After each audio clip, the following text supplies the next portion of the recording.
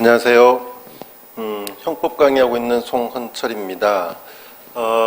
엊그제 경찰 승진시험이 있었죠. 그래서 승진시험 문제에 대해서 간단하게 기출 해설을 하도록 하겠습니다.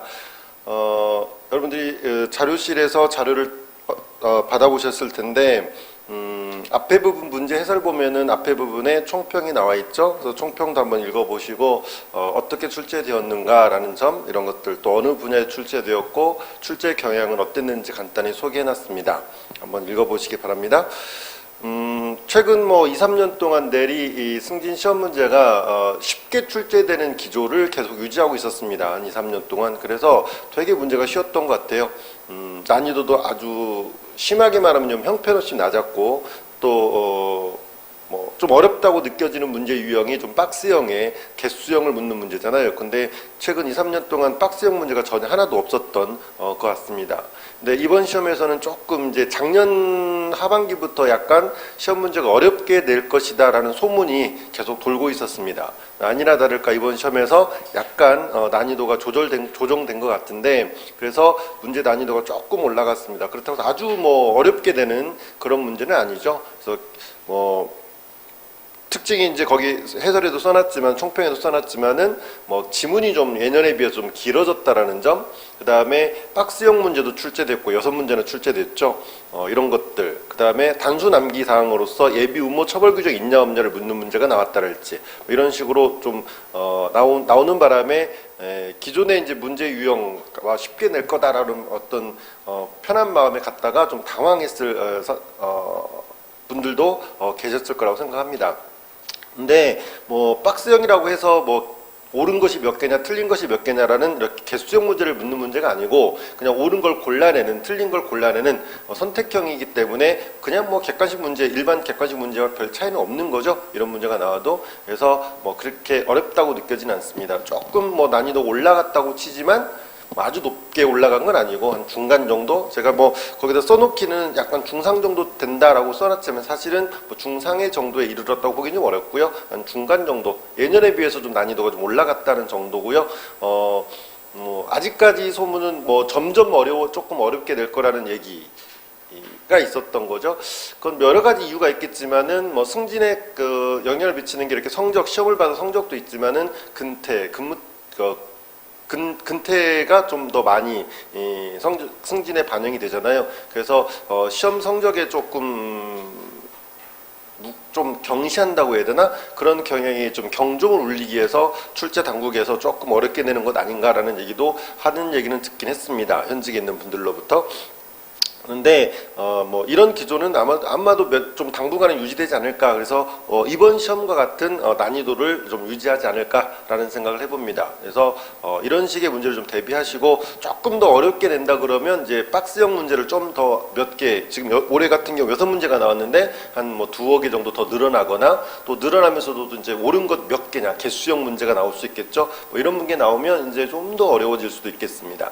근데 그래도 시험 공부하는 것이 여러분 수험생 때도 공부해봤을 거고 계속 해봤기 때문에 이런 스타일은 다 연습하시면 다 잘할 거라고 믿습니다. 거기 해설에 총평에 나와 있지만 또 특징이 이제 그렇다고 해서 시험 문제가 좀 어려워도 여전히 그렇게 어렵지 않은 이유 중에 하나는 기출 지문들을 그대로 반영하고 있다는 거. 새로운 내용을 출제하거나 그런 건 아니라는 거죠. 그래서 거기도 나와 있지만은 40문제 곱하기 4로 해가지고 160개 지문을 기준으로 한다 그러면 이번 시험에서는 160개 지문이 다 기출된 지문들이에요. 물론 여러분 승진시험에서, 기존의 승진시험에서만 기출됐던 게 아니라 각종 시험, 사법시험이랄지 또는 기존의 승진시험이랄지 또는 기존의 순경시험이랄지 이런 다른 직렬에서 나왔던 어떤 시험에서 출제됐던 지문들이 그것까지 다 포함한 기출지문을 계산했을 때 모두 기출지문이었다라는 점. 아마도 이제 승진시험은 공부하시는 분들이 현직에서 근무를 하시면서 공부를 해야 된다 보니까 어려운 문제 이런 걸 출제한다는 건 좀 현실적으로 맞지 않겠죠. 그래서 아마도 여전히 이렇게 기출지문으로서 문제를 구성하는 것은 여전할 거예요. 앞으로도 계속. 그러니까 뭐 어려워진다는 말에 좀 겁을 먹거나 그럴 필요는 없고요. 그냥 뭐 이렇게 기출문제집, 문제풀이 같은 경우는 기출문제집 같은 구에서 공부를 하시면 뭐 충분히 100%다 대비할 수 있지 않을까라는 생각을 가져봅니다. 그 대신에 기출문제집 같은 경우에는 뭐 승진시험, 경찰 승진시험 문제만 반영되어 있는 담아놓은 그런 기출문제집 말고 다른 직렬의 기출문제집까지 다 고려해서 반영되어 있는 그런 기출문제집을 풀어보셔야 다른 직렬의 기출 지문들은 뭐가 되는 거예요? 승진시험에서는 예상 문제가 되는 거죠. 그런 생각을 가지고 다른 기출 문제까지 반영되어 있는 그런 문제집을 가지고 공부를 하시면 뭐 여러분 승진시험을 대비하는 데는 전혀 부족함이 없을 거다라고 생각이 됩니다. 총평 참조하셔서 좀 더 읽어보시고요. 문제 해설을 해보도록 하겠습니다. 뭐 기출문제 해설이니까 자세하게 모든 지문을 다 해설하는 건 좀 비효율적인 것 같고요. 간단하게 그냥 이런 문제가 나왔다 정도만 체크하면서 특히 이제 정답 위주로 해서 또는 좀 부연 설명이 필요한 것들에 대해서는 이렇게 해설을 좀 하는 식으로 해서 좀 빠른 시간에 하는 것으로 하겠습니다. 자, 1번부터 보겠습니다. 1번 재형법정지 문제죠. 뭐 재형법정지는 항상 출제되는 문제잖아요. 그래서 재형법정 관한 옳은 것 틀린 것을 묻고 있습니다. 기억번에 약국 개설자가 아니면 의약품을 판매하거나 판매 목적으로 취득할 수 없다. 보통 판매라는 단어를 해석하는 문제인데요. 판매는 결국 대부분 다 유상으로 파는 거죠. 유상으로 파는 거예요. 유상으로. 그러니까 이것과 비교돼서 수역 그냥 무상 양도하는 거죠. 무상으로 양도하는 수요와는 분명히 틀려요. 그죠? 서로 다른데도 불구하고 거기 나와 있는 것처럼 세 번째 줄에 판매에 무상으로 의약품을 양도하는 수요를 포함시키는 해석. 원래는 포함시키면 안 됩니다. 다른 거니까. 뭐 유치해석 금지원칙과 관련해서 같은 것은 같게 해석하는 것이고 다른 것은 다르게 해석하는 것이 유치해석 금지원칙에 반하지 않는 거예요. 근데 같은 것을 다르게 해석하거나 다른 것을 같다고 해석하는 것이 바로 유치해석이거든요. 그러니까 분명히 이건 서로 다른 거예요. 근데도 판매, 수요를 포함시켜서 해석하는 것이 가능했던 이유는 그 법 규정이 그렇게 돼 있었어요. 법 규정 자체, 동법 규정 자체, 약사법 규정 자체에 판매, 가로 열고 수요를 포함한다라는 이런 어떤 법률 규정 구조가 그렇게 돼 있었죠. 그러니까 법에서 이렇게 수요를 판매에 포함시키라고 했으니까 포함시켜서 해석하는 것은 재형법정 위배되지 않는 거죠. 만약 그런 게 없었다면 판매와 수요는 분명히 구별됐어야 될 거예요. 그죠? 네, 법 규정이 그렇게 돼 있었으니까 뭐 이런 것들은 다 외워두셔야 되는 거죠. 니은번입니다. 2011년 1월 1일 이전에 아동 청소년 대상 성폭력 범죄를 범하고 아주 유죄 판결이 확정되지 아니한 자에 대해서는 판결과 동시에 고지 명령 선고할 수 있는 근거를 따로 두고 있지 않아요. 여러분 소급표 금전칙이죠.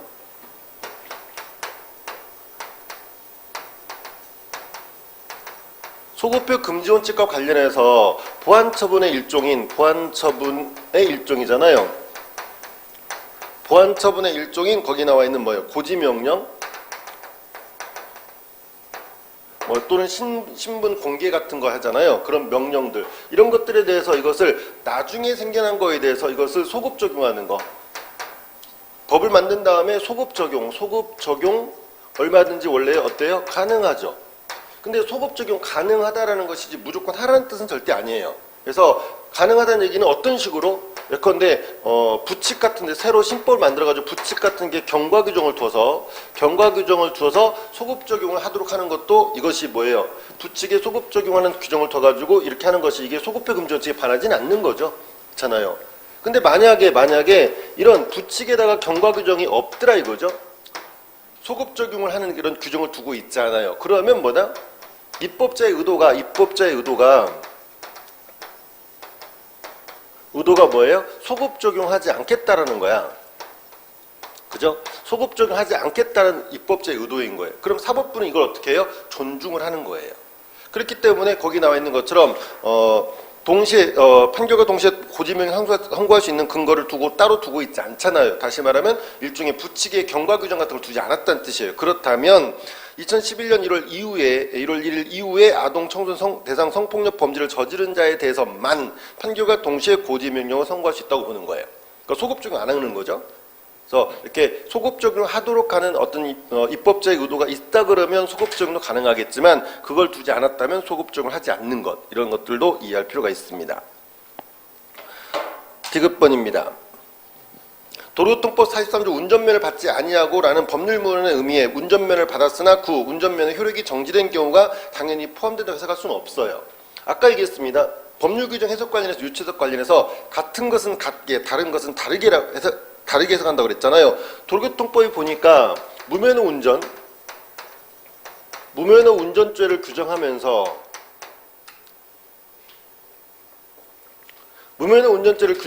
두 가지를 규정하고 있는 거예요. 무면허 운전은 뭐겠어요? 면허를 취득하지 않고서 운전하는 경우. 이것이 무면허 운전이겠죠, 당연히. 근데 이것만이 무면허 운전인가요? 아니잖아요. 면허가 정지됐어요. 그죠? 면허가 정지됐어요. 면허가 정지됐는데 그럼에도 불구하고 운전을 하는 거예요. 면허를 취득하지 않은 상태에서 운전을 하는 거죠. 면허가 정지된 상태에서 운전하는 거. 둘 다 뭐예요? 둘 다 무면허 운전에 해당하죠. 이거 다. 면허가 정지된 다음에 운전하는 것도 무면허 운전죄로 처벌될 수 있단 말이에요. 그럼 이런 경우에 이것이 별도로 규정되어 있다 이 말이에요. 별도로 규정되어 있다. 그럼 서로 이 말이 이걸 잘 이해하셔야 돼요. 이거 무슨 말이에요? 서로 다르다라는 뜻이에요. 그 의미가 같다 그러면 별도로 규정할 이유가 없잖아요. 그러니까 서로 달라요. 그러면 형법 해석은 어떻게 하는 거야? 다르면 다르게 해석하는 거예요. 이거를 서로 같다고 해석하는 것은 유체적이 되는 거예요. 그죠? 그러니까 이렇게 다르게 규정되어 있으니까 면허를 받지 않고 하는 것과 면허를 받았으나 그 면허의 효력이 정지된 경우가 포함된다고 해석하는 것은 바로 유체적이 되는 거죠. 한편 니을번입니다. 국내 특정 지역의 수삼과 다른 지역의 수삼으로 만든 홍삼을 주 원료로 하여 특정 지역에서 제조한 홍삼 절편의 제품명이나 제조 판매자명의 특정 지역의 명칭을 사용하는 행위. 예컨대 홍삼이 있어요. 홍삼 유명 지역. 홍삼의 유명 지역이 저는 어딘지는 잘 모르겠지만 예컨대 A 지역이라고 해봅시다. 이 판매지로 유명한 데가 홍삼이 유명한 데가 A 지역이라고 있다고 해봐요. 근데 이제 홍삼을 만드는데 홍삼이 수삼을 원료로 한대요. 그래서 수삼이 있는데 가공되기 전 삼이겠죠. 그래서 A 지역의 수삼하고 그 다음에 B 지역의 수삼이 있어요. 그러니까 이것을 원료로 해서 가공을 하겠죠. 가공을 해서 홍삼을 만들어요. 홍삼을 만드는데 이제 그럼 이 홍삼을 원산지 표시를 해야 되겠죠. 원산지 표시를 하는 거예요. 근데 이것을 뭐라고 해석하는 거예요? 홍삼이 어디가 유명하니까 A 지역이 유명하잖아요. 그러니까 A 지역을 표시하는 거야. A 지역을 표시하는 거죠. 그런데 이 A 지역의 홍삼은 A 지역 홍삼 표시되어 있지만 이것이 뭐예요? A 지역의 수삼을 원료로 하는 홍삼이었고 또 B 지역의 수삼이 들어가 있잖아요. 그죠? 그러니까 이런 경우에 이것이 원산지 표시 위반, 이것이 원산지 표시 위반이냐 아니냐 이거예요. 위반이 아니에요? 위반이 아니라는 거죠. 어쨌거나 이것은 분명히 뭐예요? A 지역의 수삼을 원료로 해서 만들어진 홍삼이라고 말할 수 있어 없어요? 분명히 A 지역의 수삼이 들어가 있잖아요. 그러니까 A 지역의 수삼을 원료로 해서 만든 홍삼, 즉 A 지역에서 생산된 홍삼이라고 표시하는 것도 상관없다라는 거예요. 그죠? 그래서 이것이 원산지 표시 위반이 아니라는 것, 이것이 우리 판례 태도입니다. 2번으로 넘어가서 형법의 적용 범위에 관한 설명 중 가장 적절하지 않은 것은 쭉 보시고요. 2번 지문이 여러분 형법의 적용 범위에서 뭐가 있어요? 형법 장소적 적용 범위에서 2조의 속지주의, 3조의 속인주의, 4조의 기국주의, 5조와 6조의 보호주의가 있죠. 근데 세계주의, 외국인이 외국에서 범죄를 저질렀을 때 우리 형법을 적용하는 세계주의에 관한 규정이 총론은 없잖아요. 근데 강론에 가보면 약취, 유입 및 인신매매 죄 296조에 의해 세계주의가 규정돼 있잖아요. 명문화돼 있죠. 약취유입죄는 결국 일종의 인신매매니까 인간의 기본권을 침해하는 그런 중대한 범죄예요.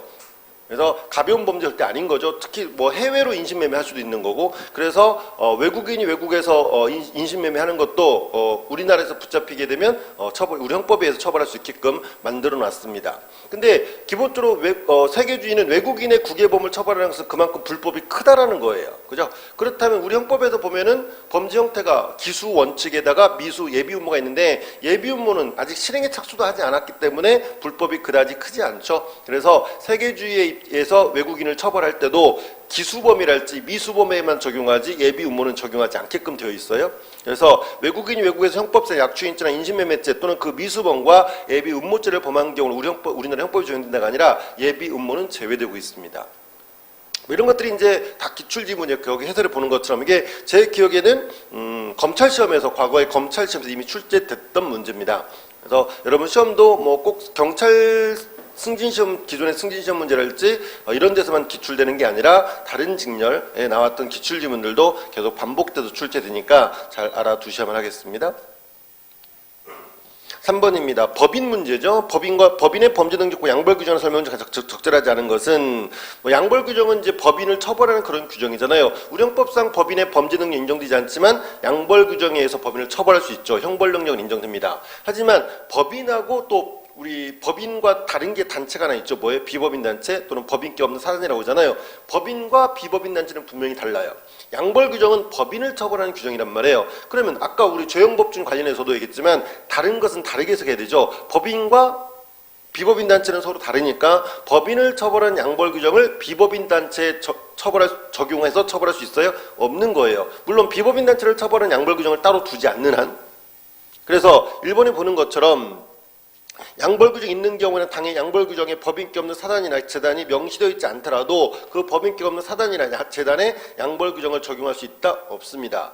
자, 양벌 규정은 법인을 처벌하는 것이고 법인은 법인과 비법인 단체, 법인기 없는 사단은 서로 다르다 말이죠. 따라서 적용할 수 없다라는 점. 기타 지문들 또 여러분들 확인하시기 바랍니다. 4번입니다. 부작위 범위에 관한 설명 중 가장 적절하지 않은 것은 뭐 부작위 범도 항상 시험에 잘 나오는 내용이죠. 예컨대 1번에 진정부작위범과 부진정부작위 구별에 관한 학설 중 실질설은 거동범에 대해서 뭐 진정부작위범과 부진정부작위범, 진정부작위범과 부진정부작위범이 있죠. 자, 이것을 구별하는 구별 기준에 대해서 형식설과 그 다음에 실질설이 있어요. 우리 통설과 판례가 형식설이죠. 여기서 형식설은 뭐냐면은 여기서 형식설에서 말하는 이 형식은 바로 뭐냐면 법률 규정을 말하는 거죠. 법 규정 형식을 말하는 거예요. 그래서 형식설은 뭐예요? 법 규정 형식 자체가 부작위로 실현되게끔 되어 있는 범죄, 그것을 진정부작위범. 법 규정 형식 자체가 자규에 의해서 실현되는 게 일반적이지만 부작위로도 실현 가능한 범죄가 부진정부작위범이죠. 이렇게 얘기하는 거예요. 근데 우리는 그래서 이걸 보통 따르죠. 그죠? 그래서 이 형식설에 따르면 진정부작위범은 뭐예요? 진정부작위범은 원래가 부작위범이죠. 원래가 부작위범인데 이 부작위범을 뭘로 실현해요? 부작위에 의해서 부작위로 실현하는 부작위범이죠. 여기에 대해서 부진정부작위범은 원래가 뭐예요? 원래는 얘는 자기범이에요. 자기범인데 이것을 부작위로 실현하는 거죠. 이렇게 얘기하잖아요. 형식설 얘기할 때.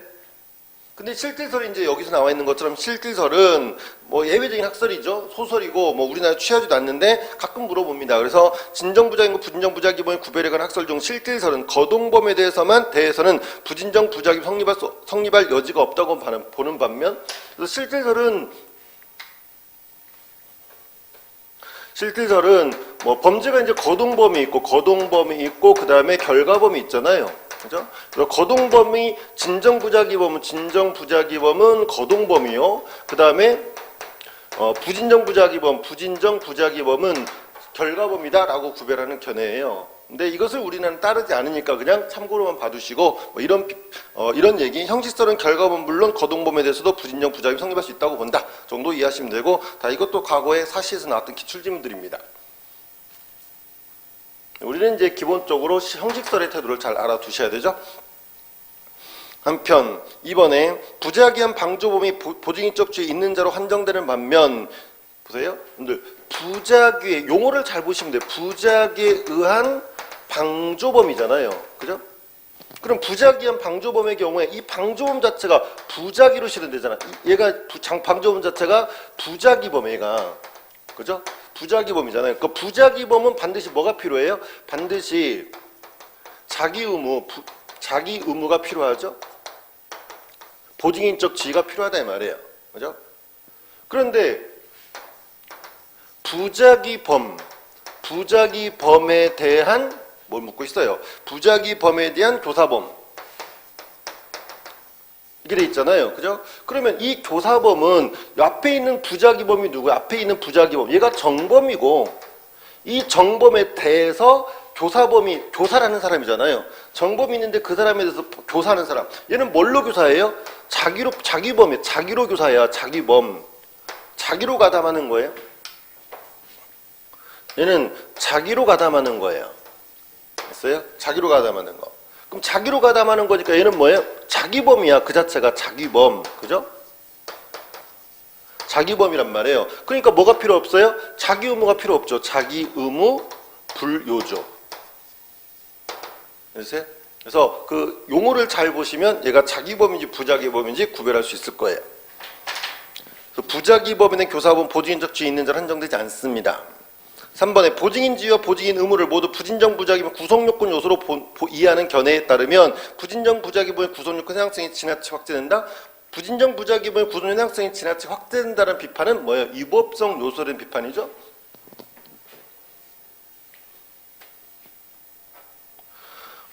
보증인 지위죠. 보증인 지위와 보증인 의무, 자기 의무죠. 자기 의무의 체계적 지위 부분에 학설들이 있는데 여기에는 세 가지 학설이 있습니다. 위법성 요소설, 그 다음에 구성요건 요소설, 그 다음에 이분설이 있죠. 이분설 우리 통설의 태도입니다. 이분설에 따르면 보증인적 지위는 구성요건 요소지만 보증인 의무죠. 자기 의무는 위법성 요소다. 로 보는 견해예요. 그러다 보니까 지위에 관한 착오가 뭐가 되는 거예요? 구성요건적 착오가 되는 것이고 구성요건 요소니까 그 다음에 의무에 대한 착오 이거는 위법성 요소에 관한 착오니까 위법성의 착오 즉 금지 착오 법률의 착오가 되는 거죠. 이렇게 되는 거예요. 여기에 대해서 이제 여러분들 이 위법성 요소설에 대한 비판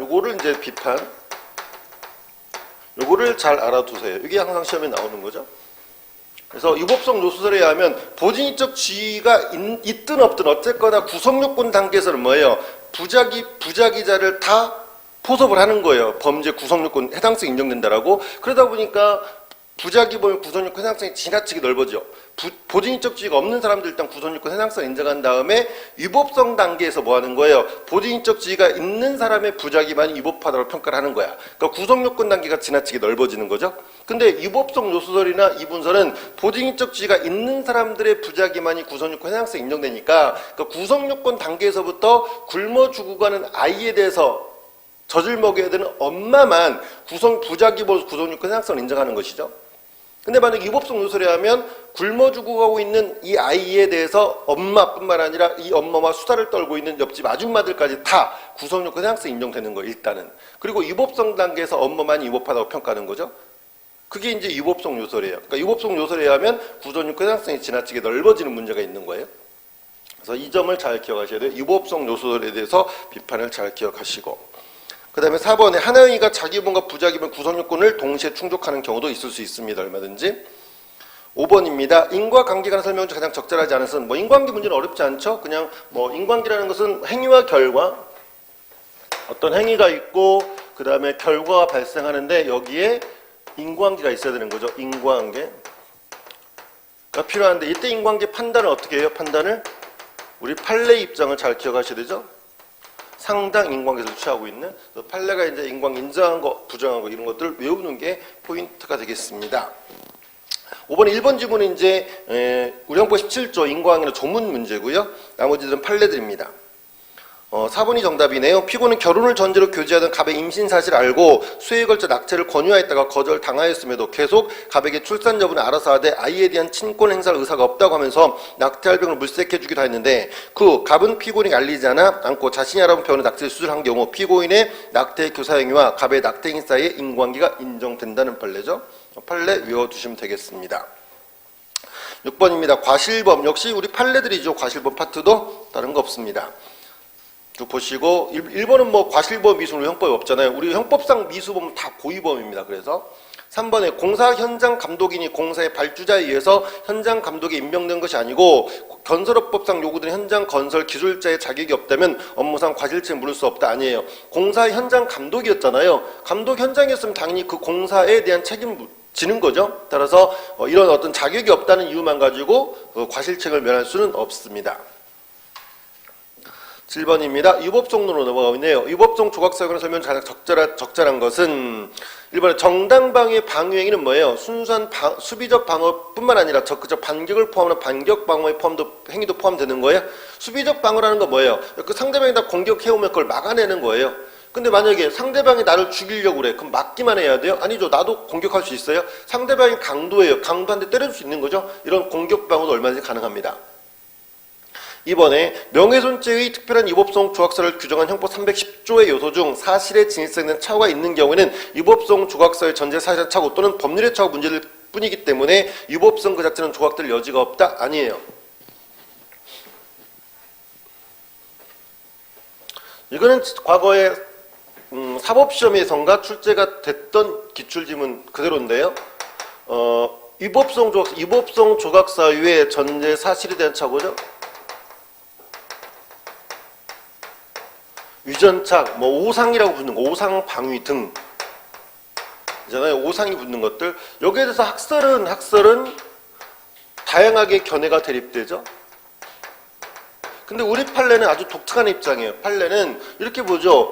유전착이 발생했을 때 그 착오 오인의 착오에 정당한 이유 또는 상당한 이유가 있냐 없냐를 검토합니다. 이게 특징이죠. 그래서 정당한 이유가 있냐 없냐를 검토해서 정당한 이유가 있으면 유법성이 없다. 유법성을 조각해 줍니다.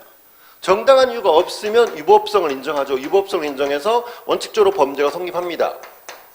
책임을 조각할 만한 사유가 없다면. 그래서 우리 판례에 따라 푼다 그러면 정당한 이유가 있으면 얼마든지 뭐가 될 수 있어요? 유법성이 조각될 수 있어요. 그러니까 유법성 조각사에 관련해서 여기 나와 있는 명예훼손죄의 310조잖아요. 그래서 전제사실 착오는 뭐냐면 310조에서 바로 진실성에 대한 착오죠.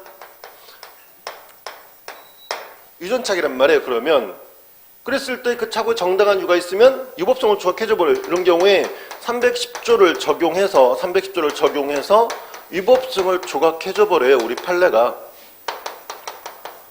됐어요? 아주 독특한 태도를 취하고 있습니다. 유전착은 사실 유법성을 조각할 여지가 없는데 우리 판례의 독특한 태도가 있죠. 그래서 판례 입장에 따라 풀어야 되니까 유법성 자체가 조각될 여지가 없다 그러면 틀린 거죠. 3번에 방위행위, 피난행위 그리고 자구행위가 그 정도를 초과한 때는 공통적으로 정황에 의해서 형을 감경 또는 면제할 수 있다. 임의적 감면이죠. 시험에서 아주 잘 나오는 건데 뭐냐면 여러분들 과잉행위 있잖아요. 과잉행위. 과잉방위랄지 과잉피난이랄지. 그럼 과잉행위는 정황에 의해서 임의적 감면하는 거죠.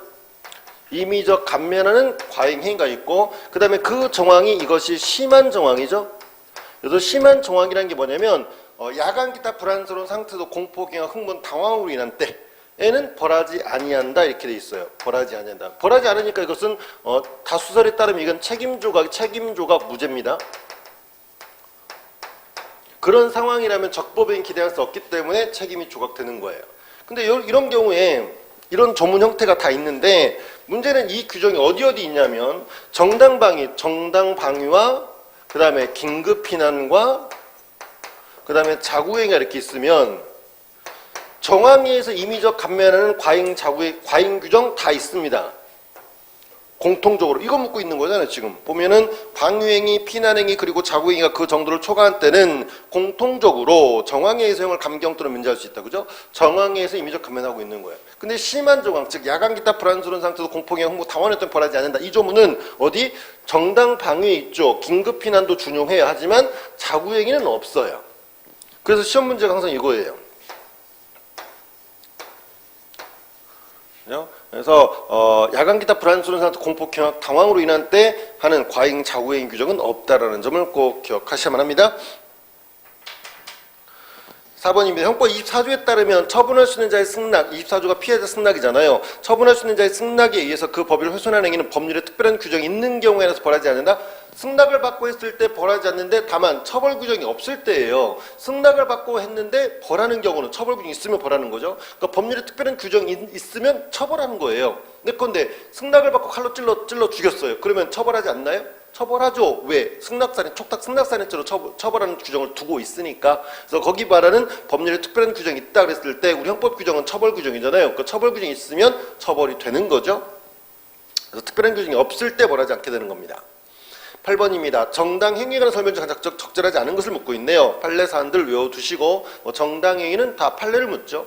2번에 보시면 신문기자인 피고인이 고소인에게 2회에 걸쳐 증여세 포탈에 대한 취재를 요구하면서 이에 응하지 않으면 자신이 취재한 내용대로 보도하겠다고 말하여 협박한 경우 사회 상대의 반항으로 유법성이 조각되지 않는다. 유법성을 조각해준 사례죠. 1번은 국회의원이 피고인이 이건 이제 노회찬 의원 사건이죠. 그래서 국회의원 피고인이 국가안전기획부 내 정보수집팀이 대기업 고위 관계자와 중앙 일간지 사주 간에 사적 대화를 불법 녹음한 자를 입수하는 그 대화 내용과 위 대기업으로부터 이른바 떡밥 명목의 금품을 수사했다는 검사들의 실명이 게재된 보도들을 작성하여 자신의 인터넷 홈페이지에 게재한 경우 정당 행위에 해당한다 볼 수 없다라는 판례. 9번입니다. 원인의 자유로행위를 묻고 있네요. 원자행. 이런 문제로서 항상 유력한 부분 중에 하나가 원자행이죠. 원자행은 어떤 의미를 갖고 있죠? 원인의 자유로행위는 기본적으로 우리 형법에서는 10조에서 10조 1항에서 어때요? 심신상실 상태잖아요. 심신상실 상태. 상실자인 경우에 어떻게 해요? 책임 조각을 해서 무죄가 되는 것이고 10조 2항의 심신미약자죠. 심신미약자의 행위는 또 형을 감경하죠. 형을 필요적으로 감경합니다. 그죠? 근데 이런 상태 하에서 이러한 상태 하의 범행이죠. 이러한 상태의 범행인데도 불구하고 정상인과 똑같이 책임 능력자 정상인 즉 책임 능력자겠죠. 정상인과 동일하게 처벌하는 책임을 인정해서 처벌하는 규정, 처벌하는 경우가 있는 거죠. 이게 바로 뭐예요? 바로 10조 3항의 원인에 있어서 자유로운 행위가 되는 거죠. 그래서 10조 3항은 이런 의미를 갖고 있다. 그래서 심신상실 상태 내지 심신미약 상태의 범행임에도 불구하고 책임 조각 안 해주고 필요적 감경 안 해주고 정상인과 동일하게 처벌하는 기능을 하는 거죠. 그게 이제 10조 3항입니다. 거기 1번이죠. 우리 형법상 원인의 자유로운 행위에는 심상실, 심신미약 규정을 적용하지 아니하므로 책임 조각 내지 책임 감경이 되지 아니하고 책임 능력자로 취급하여 처벌하게 되는 거예요. 이게 맞는 지문이죠. 2번, 3번 이런 것들은 이론적인 전형적인 지문들 다 기출된 지문들이고 체크해 두시고 4번에 보시면 우리 형법 10조 3항은 이제 자의로 이렇게 돼 있는데 여기는 고의 또는 과실로를 다 포함해서 과실에 한원 자행도 다 인정하고 있죠. 즉 원인의 자유로운 행위에 관한 형법 10조 3항은 위험의 발생을 예견할 수 있었는데도 이게 예견 가능성이 있었다. 즉 과실이죠. 그래서 예견할 수 있었는데도 자유로 심신상을 야기하는 경우는 적용되지 않는다. 적용됩니다. 우리 형법상 과실 원자행도 인정된다라는 것 우리 통설과 판례로 태도입니다. 10번입니다. 법률의 착오 16조 금지착오잖아요. 16조는 거기 4번 지문에 있습니다. 조문. 자기인과 법령에 의해 죄가 되지 아니한 것을 오인하는 그 오인에 정당한 이유가 있는 때는 벌하지 않잖아요. 이때 이제 정당한 이유가 있느냐 없느냐 이게 이제 형법 16조에서 가장 중요한 문제. 우리 판례들 달달달 외워두셔야 됩니다. 한편 1번 지분, 2번 지분은 판례 사안들이고 3번 지분에 보시면 위법성 인식의 체계적 주의에 관한 엄격 책임설이 아니라 엄격 고의설이에요. 엄격 고의설에 대해서는 상습범 또는 확신범 등을 고의범으로 처벌할 수 없고 특별히 과실범 처벌 규정이 있는 경우에서 과실범으로 처벌할 수밖에 없는 형사정책적 결함, 형사정책적 결함 네모, 형사정책적 결함이 있다는 비판 항상 엄격 고의설을 연결시키면 돼요. 엄격 고의설은 고의가 성립하기 위해서는 현실적인 위법성 인식이 필요하다는 학설이에요. 그러니까 현실적 위법성 인식이 있어야만 고의가 인정될 수 있고 현실적 위법성 인식이 없으면 고의가 인정될 수 없으니까 기껏해야 과실범. 근데 과실범 처벌이 별로 없잖아요, 우리 형법에. 그러다 보니까 처벌의 공비, 현실적 위법성 인식이 없는 대표적인 거기 상습범이나 확신범 같은 경우에는 뭐가 되는 거예요? 이런 고의가 인정되기 어려우니까 현실적 위법성 인식이 없잖아요. 그러니까 고의가 인정되기 어려우니까 처벌할 수 없게 되는, 기껏해야 과실범인데 과실범 처벌이 별로 없다 보니까 처벌의 공백이 생긴다라는 어떤 형사 정책적 결함이 발생하는, 그게 가장 큰 문제점입니다. 뭐 엄격 책임설이 아니라 엄격 고의성 비판이라는 거죠. 11번입니다. 실행의 착수 시기에 관해서 적절하지 않은 것은 뭐 판례 사안이죠. 실행 착수 인정 여부에 관한 판례들 달달달 외워됩니다. 3번이죠. 아주 많이 나온 판례잖아요. 뭐 피해담보 채권이 공사대금 채권을 실제와 달리 허위로 부풀려 유치권에 의한 경매를 신청했어요. 경매 신청 네모. 경매 신청한 경우 소송사기죄 실행 착수 인정되는 거죠. 경매도 법원을 통해서 하는 거니까 뭐 소송사기는 언제? 법원, 그러니까 사기죄는 원래 기망행위를 개시한 때잖아요. 그럼 이제 소송사기는 누구를 속이는 거야? 법원을 속이는 거잖아요. 그러니까 법원을 속이기 시작한 때예요. 법원을 속이기 시작한 때가 언제예요? 소장을 제출할 때죠. 그러니까 소를 제기한 때, 원고를 기준으로 했을 때 소를 제기한 때가 실행의 착수란 말이에요. 그러면 경매도 법원을 통해서 이제 하기 때문에 법원한테 소를 제기하는 거고 똑같은 것이 뭐예요? 바로 경매를 신청하는 것이죠. 따라서 거기 나오는 것처럼 허위로 부풀려 유치권에 경매를 신청하면 소를 제기한 거고 똑같은 거예요. 그러니까 실행의 착수가 인정되겠죠. 뭐 12번은 뭐 예비음모 처벌이 있냐 없냐 문제들이죠. 거기 나와있는 얘들이 전부 뭐예요? 뭐 다 기출된 지문들이에요. 기출됐던 것들, 뭐 새로운 것들 묻는 것도 아니죠. 잘 기억해 두셔야 돼요. 오늘 예비음모 규정은 뭐 공부를 하시면서, 단순 암기사항들은 공부를 하시면서 외워 나가야 되는 것들인데, 뭐 예비음모 규정 이렇게 보시면 돼요. 예비음모 규정은 기본적으로 우리 법이 대부분 어디에 있어요? 얘네들은 대부분 뭐 사회적 법익이랄지 또는 국가적 법익에 대한 죄의 파트에 있죠. 그러면 개인적 법익에 대한 죄, 개인적 법익에 대한 죄는 세 군데밖에 없어요. 그럼 그 세 군데가 어디냐? 알고 있는 게 있죠. 여러분들 살인죄, 살인의 죄 있잖아요. 살인 예비음모, 강도 예비음모 아시죠? 강도의 죄 있어요. 그죠? 근데 또 하나가 얘네 둘이 우리가 입에 붙었잖아. 살인 예비음모, 강도 예비음모. 또 하나가 어디예요? 거기 나와 있는 니은번에 나와 있는 것처럼 약취유인죄예요. 약취유인 및 인신매매죄. 이 세 군데 있어, 세 군데. 그죠? 세부적으로 보면 이제 없는 것도 있긴 하지만 크게 보면 이렇게 되는 거죠. 한편 또 살인죄도 다 있진 않죠? 살인죄도 또 세 군데예요. 세 군데. 어디예요? 살인죄도 그냥 보통 살인죄, 그 다음에 존속살해죄, 가중처벌하니까, 그 다음에 얘네들과 똑같이 처벌되는 유괴유력살인죄죠. 유괴유력살인죄, 유괴유력에 의한 살인죄.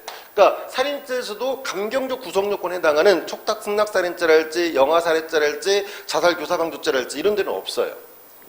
이런 것들 잘 외워두시기 바랍니다. 기타 나머지들도 잘 외워두시고, 또 잘 나오는 것 중에 하나가 거기 니을번에 도주죄잖아요. 도주 원조죄 항상 잘 나오는 것 중에 하나가 이거죠. 도주와 관련해서 특수 도주 또는 그냥 도주. 그 다음에 도주 원조죄에서 간수자, 도주 원조죄 또는 그냥 도주 원조죄. 얘네들이 항상 나오는데, 얘네들이 미수 규정은 미수는 다 있어요. 근데 예비음모는 도주죄는 없어요. 도주 원조죄만 있죠. 특히 이제 도주죄가 잘 나옵니다. 이게 없다라는 게. 잘 외워두시고 13번으로 넘어갈게요. 암기사항들은 나중에 또 하게 되겠죠. 13번에 보시면 교사범 방조범에 관한 설명 중 가장 적절하지 않은 것은 2번입니다. 자기의 지휘 감독을 받는 자를 방조하여 범죄의 결과를 발생하게 한 자는 정범에 정한 형의 장기 또는 다에게 2분의 1까지 가중한 형으로 처벌한다. 이거 뭐죠? 34조 2항의 특수교사 방조입니다. 그래서 자기의 지휘 감독을 받는 자를 교사한 경우에 이렇게 되는 거죠. 교사한 경우에 2분의 1배를 가중하는 것이고, 방조한 경우는 뭐예요? 그냥 정범과 똑같이 동일하게 처벌되는 거예요. 방조한 경우는 가중하지 않습니다. 34조 2항을 묻고 있는 겁니다.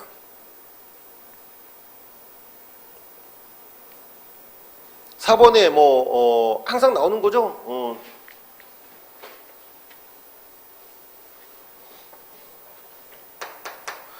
기도된 교사 또는 기도된 방조잖아요. 어떤 걸 가리켜요? 효과 없는 교사 또는 실패한 교사죠. 방조는 효과 없는 방조 내지 실패한 방조겠지. 개념은 기본적으로 똑같은데요. 다만 기도된 방조의 경우 우리 형법은 처벌하지 않아요. 처벌 규정이 없죠. 방조를 했는데 정범이 실행에 착수를 안 하면은 처벌할 수가 없어요. 방조자를. 근데 이제 기도된 교사의 경우는 효과 없는 교사와 실패한 교사가 있는데, 효과 없는 교사는 어때요? 교사자 및 피교사자, 얘네들을 예비 음모로 처벌하죠. 예비 음모로 처벌하는 거예요. 근데 실패한 교사는 교사자만이죠. 교사자만 예비 음모로 처벌합니다. 31조에 나와 있죠. 31조 2항과 3항에 나와 있습니다. 항상 물어보는 문제잖아요. 잘 봐두시고, 그 다음에 14번입니다. 공범과 신분에 관한 설명이 적절한 것은 3번에 보시면 신분관계로 인해서 형이 경중이 있는 경우, 신분관계로 인해서 경중이 있는 경우를 우리는 뭐라 그래요? 부진정 신분범이라고 그러잖아요. 그럼 부진정 신분범에 있어서 신분이 있는 자가 신분 없는 자를 교사하여 죄를 범하게 한 때는 형법 33조 단서가 형법 31조 1항에 우선하여 적용됩니다. 그러니까 신분관계로 이게 어떤 사건이냐? 모해이증 사건이잖아요. 모해이증 사건에서 신분 있는 자, 즉 모해할 목적이 있는 자가 신분 없는 자를 교사해서 모해 목적 없는 사람을 교사한 거죠. 그랬을 때는 33조 단서가 우선 적용되는 거예요. 여러분 31조는 뭐예요? 31조는 교사범에 관한 조문이잖아. 그러니까 교사범의 일반 원칙은 뭐예요? 공범의 종속하잖아요. 그러니까 신분 없는 자가 위증죄를 범하면 당연히 뭐겠어요? 단순히 위증죄가 되겠죠. 모해할 목적을 신분으로 보고 있는 우리 판례에 의할 때 모해할 목적을 가지고 있는 신분 있는 자가 모해할 목적이 없는 신분 없는 자를 교사의 죄를 범하겠을 때, 그럼 신분 없는 자가 일단 위증을 했다는 얘기잖아요. 그러면 걔는 단순히 위증죄가 되겠죠. 그럼 만약에 31조가 적용되면 공범의 종속성상 정범이, 신분 없는 정범이 단순히 위증죄를 저질렀으니까 모해할 목적이 있는 신분 있는 자도 뭐가 되는 거예요? 거기에 종속해서 단순 위증죄의 교사범이 돼요. 하지만 우리 판례는 그렇게 보지 않잖아요. 정범이 단순 위증죄가 되더라도 교사한 자는, 모해할 목적이 있는 교사자는 모해 위증죄의 교사범이 되죠.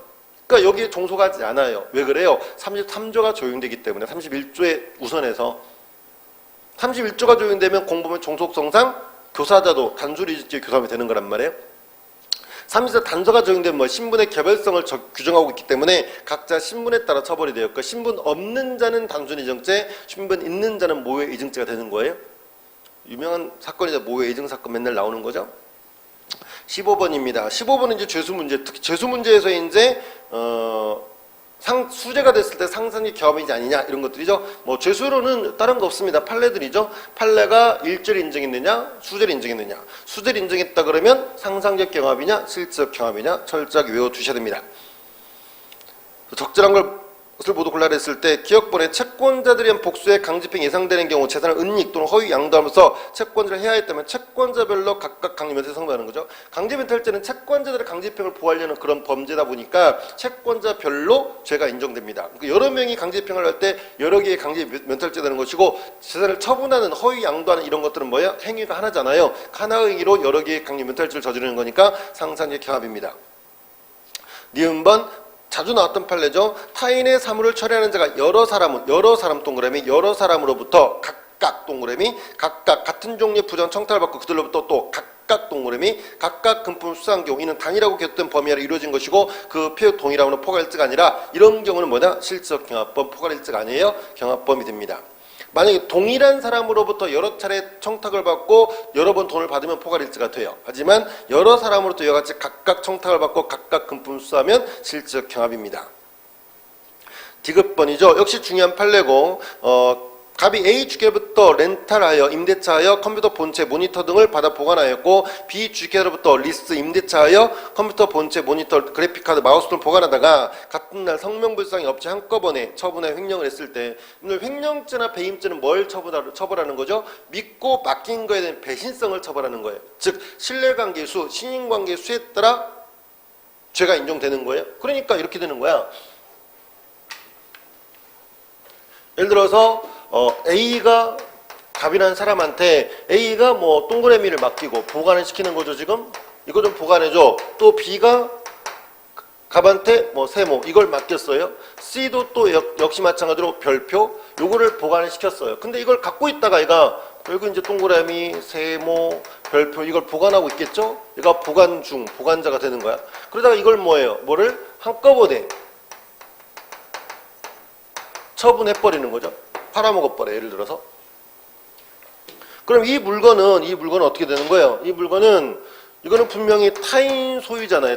타인 소유고 자기가 점유하고 있는 물건이잖아요. 그러니까 이건 뭐야? 이 처분하는 행위는 이건 횡령죄가 되는 거죠. 횡령죄. 횡령죄가 되는데 이때 횡령죄가 몇 개냐 말이에요. 죄수. 죄수는 뭐다? 3개예요. 여기서는. 이 그림상으로는 뭐예요? 왜? 횡령죄는 배신성을 처벌하는 거니까 신인관계의 수.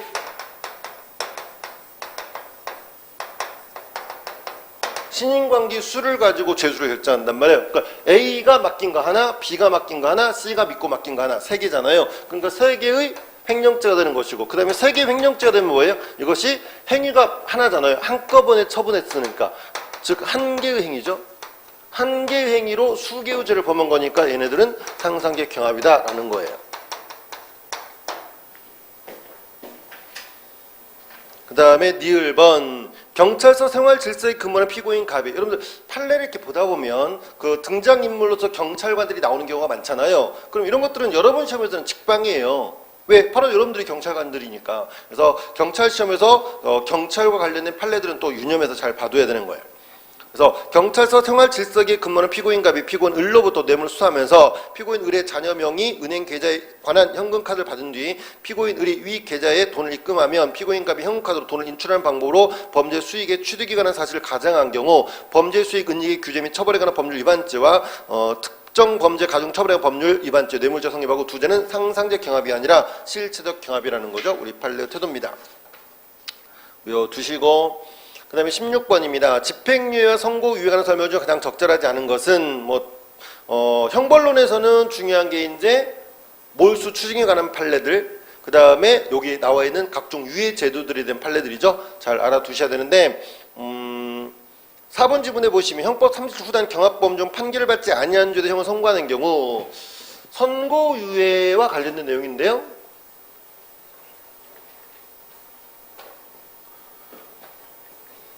우리 형법에서 선고유예 결격 사유가 뭐죠? 선고유예를 할 수 없는 경우가 뭐예요? 과거에 자격정지 이상의 전과가 있는 자죠. 자격정지 이상의 전과가 있는 자에 대해서는 뭐 할 수 없어요? 선고유예 결격, 즉 선고유예를 못한다 이 말이죠. 언제를 기준으로? 재판 당시를 기준이에요. 판결 선고 당시, 재판 당시를 기준으로 해서 자격정지 이상의 전과가 있는 사람은 뭐다? 선고유예를 할 수 없어요. 그럼 보세요. 요 말. 형법 30 후단 경합범 중 후단 경합범이 뭐죠? 사후적 경합범. 사후적 경합범이 되려면 어떻게 될까요? 그려볼까요? 예컨대 여기서 A죄를 범했어요. 여기서 B죄를 범했어요. 근데 여기서 A죄가 유죄 확정 판결을 받았어요. 그것도 뭘로? 금고 이상으로. 우리 사후적 경합범이 되려면 뭐죠? 판결 확정된 죄와 그 이전에 범한 죄인데 그게 뭐예요? 금고 이상이어야 되잖아요. 그러니까 금고 이상 확정 판결 받았어. 그리고 여기서 지금 비죄를 재판하고 있는 거예요. 비죄를 재판하고 있는 거예요. 그러면 이 비죄는 잘 생각 보세요. 요 비죄는 재판하고 있는 이 비죄는 뭐 이미 판결이 확정된 A죄, 요 A죄와 뭐예요? 사후적 경합범 관계가 되잖아요. 판결 확정 시점을 기준으로 해서 판결 확정 시점 여기죠. 판결 확정 시점을 기준으로 해서 여기 비죄는 어때요? 그 이전에 저지른 범죄잖아요. A죄의 범행 시점이 아니야. A죄가 판결 확정된 시점, 판결 확정 시점을 기준으로 해서 그 이전에 저지른 범죄니까 이건 사후적 경합범이에요. 비죄는 A죄와 사후적 경합범이야. 그럼 이 사후적 경합범에서 비죄가 지금 판결 확정되지 않았잖아요. 그 말이잖아. 형법 30 후단 경합범 중, 즉 A죄와 B죄는 사후적 경합범 37조 후단의 경합범이에요. 이것 중에서 판결받지 아니한 죄, 그게 비죄죠. 지금 비죄에 대해서 형을 선고하는 경우에 비죄를 선고하는 거예요, 지금. 그럼 비죄 선고를 하면서 이 비죄에 대해서 선고유예할 수 있냐 없냐 이 말이에요. 비죄 선고유예할 수 있느냐 없냐 이 말이에요. 됐어요? 그럼 비죄 선고유예를 할 때 이 비죄의 재판 당시를 기준했을 때 이 사람은 자격증 이상의 전과가 있어요, 없어요? 요 재판 당시에, 비죄를 재판할 당시에 이 사람에게 자격증 이상의 전과가 있어, 없어? 있잖아요, 요 A죄가. 판결 확정된 요때가 있으니까 이게 바로 뭐야? 이것이 바로 자격정지 이상의 전과에 해당하잖아요. 됐어요? 그러니까 당연히 이거 선고유예할 수 있다 없다? 그러니까 여기서 선고유예할 수 없게 되는 거예요. 그죠? 이런 내용의 판례. 그림만 잘 그려보시면 됩니다. 이런 경우에 3칠 후단에 규정된 금고 이상형에 처한 판결 확정된 죄의 형은 형법 59조 1항 단서에 정한 선고의 예외 사유인 자격증 이상의 전과를 받은 전과에 포함되지 않는다? 포함됩니다. 총론 문제가 이렇게 16문제가 나왔네요.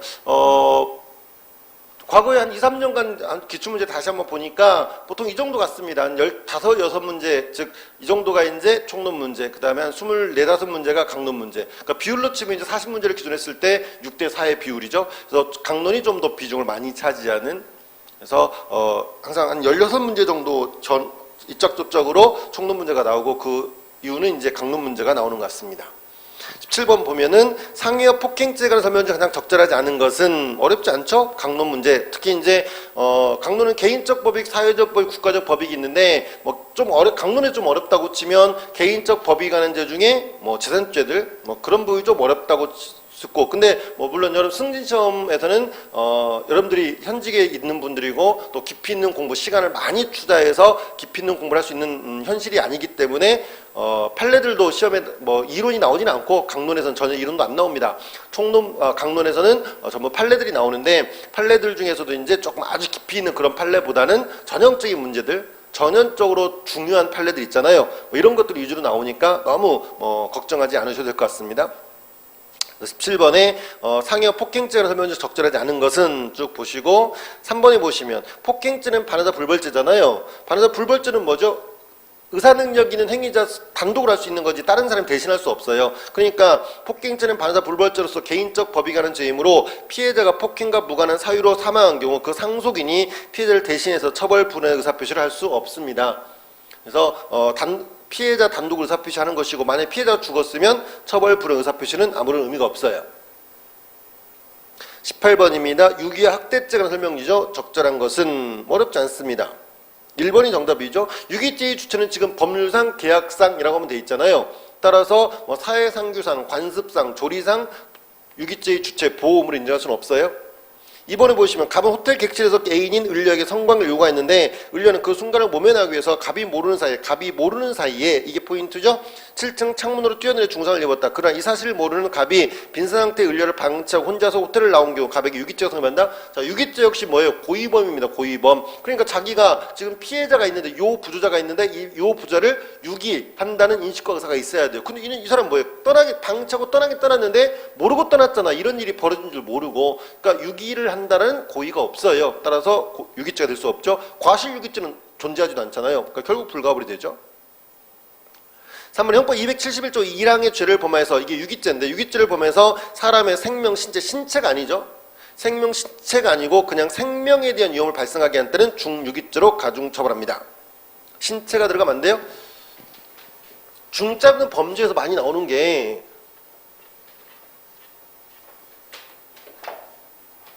우리 형법에서는 무슨 죄가 꽤 많아요. 그죠? 중자 붙은 범죄들이 꽤 많단 말이에요. 근데 중자 붙은 범죄들은 세 가지 특징이 있어요. 첫째, 얘네들은 다 부진정 결과적 가중범. 부진정 결과적 가중범이고 또 나아가서 구체적 위헌범이고 나아가서 구체적 위헌범이니까 미수 규정은 없습니다. 항상 시험에 나오는 게 뭐죠? 중체포강급죄죠. 는 제외해요. 이 규칙에서. 그래서 중체포강급죄는 세 가지가 다 아니에요. 첫째, 부진정 결과적 가중범 아니에요. 둘째, 구체적 위헌범도 아니에요. 셋째, 얘는 미수 규정이 있어요. 됐어요? 이 세 가지 특징을 잘 구분하시고, 그러면 부진정 결과적 가중범, 결과적 가중범이니까 어때요? 기본 범죄가 있고 그 다음에 중한 결과 발생하겠죠? 그렇잖아요. 부진정이니까 그것도 이제 부진정은 뭐죠? 기본 범죄는 항상 고의잖아. 기본 범죄는 항상 고의고 중한 결과 과실 있는 경우뿐만 아니라 고의가 있어도 성립하는 것이죠. 이게 부진정 결과적 가중범이란 말이야.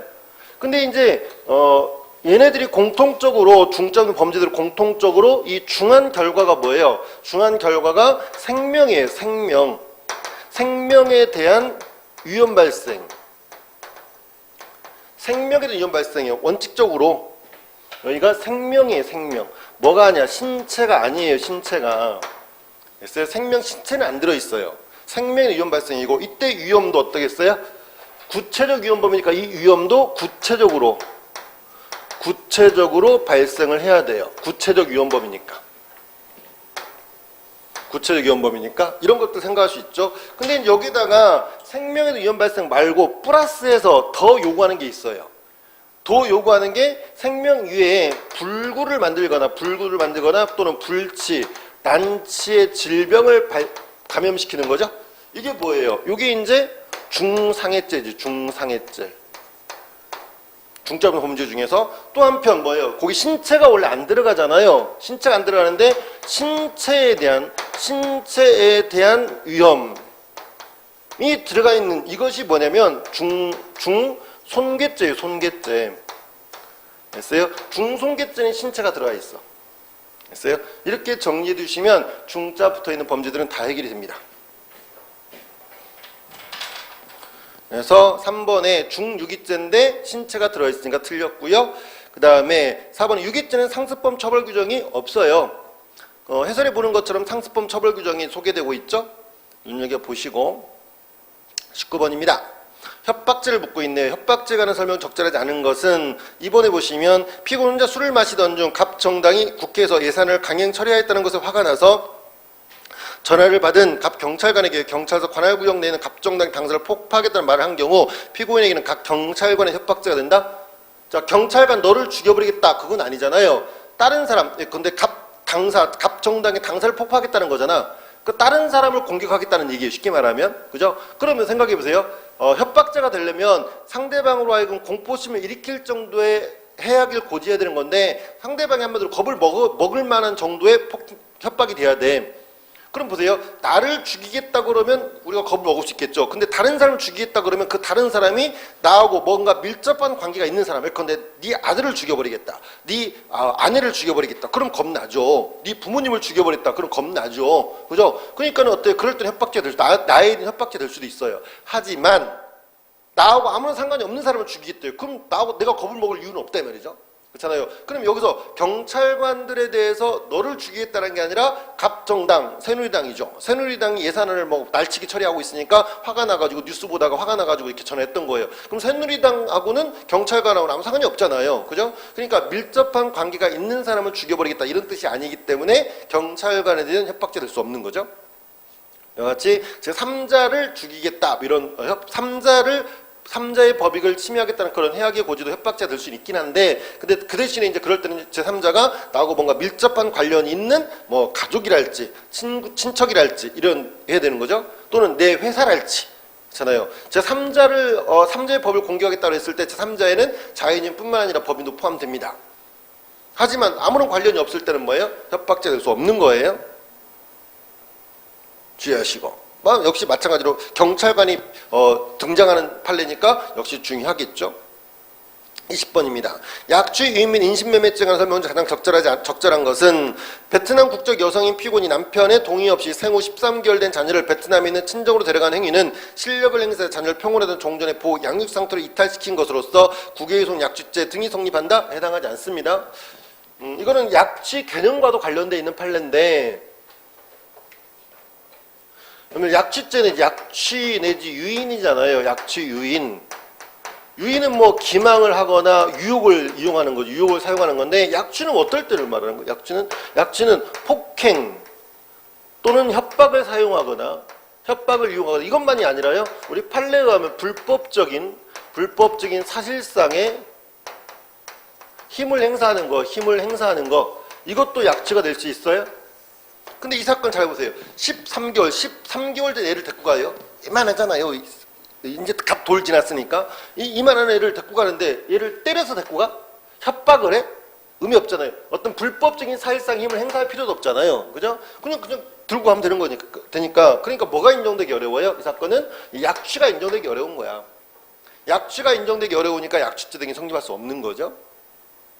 그런 내용이었고, 그 다음에 약취의 경우에 폭행 협박의 정도로 상대의 반항 억압할 정도의 것임을 요한다? 그럴 필요는 없습니다. 상대의 반항 억압할 정도의 것임을 요하지 않습니다.